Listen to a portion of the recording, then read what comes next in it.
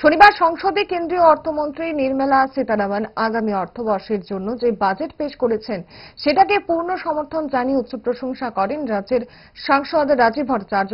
পাশাপাশি তিনি প্রধানমন্ত্রী নরেন্দ্র মোদীরও উচ্চ প্রশংসা করেন। নমস্কার, আপনারা সবাই জানেন যে আজকে লোকসভায় এবং রাজ্যসভায় আজকে 2025 যে বাজেট সেই বাজেট আমাদের কেন্দ্রীয় অর্থমন্ত্রী নির্মলা সীতারামনজি উনি পেশ করেছেন। আমি ধন্যবাদ জানাই আমাদের দেশের যশস্বী প্রধানমন্ত্রী নরেন্দ্র মোদীজিকে। উনি যে বিকশিত ভারতের কথা বলছেন, উনি যে সবকা সাথ সবকা বিকাশের কথা বলছেন, এই বাজেটের মাধ্যমে তা পরিস্ফুটিত হয়েছে সমাজের সামনে।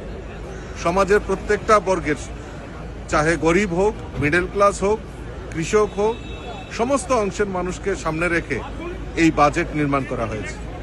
আমরা আমাদের মোদীজি, আমাদের দেশের যশস্বী প্রধানমন্ত্রী নরেন্দ্র মোদীজি বলছেন 2047-এ যে বিকশিত ভারত সংকল্প যাত্রা, এই বাজেট থেকে সেটা প্রমাণ হয় যে এই বাজেটের মধ্যেই তা লিপিবদ্ধ করা হয়েছে। আমি ধন্যবাদ জানাই দেশের প্রধানমন্ত্রী নরেন্দ্র মোদীজিকে যে আজকে এই যে বাজেটের মাধ্যমে আমাদের এই রাষ্ট্রের আমাদের পুনর্নির্মাণের ক্ষেত্রে সহায়ক ভূমিকা পালন হবে।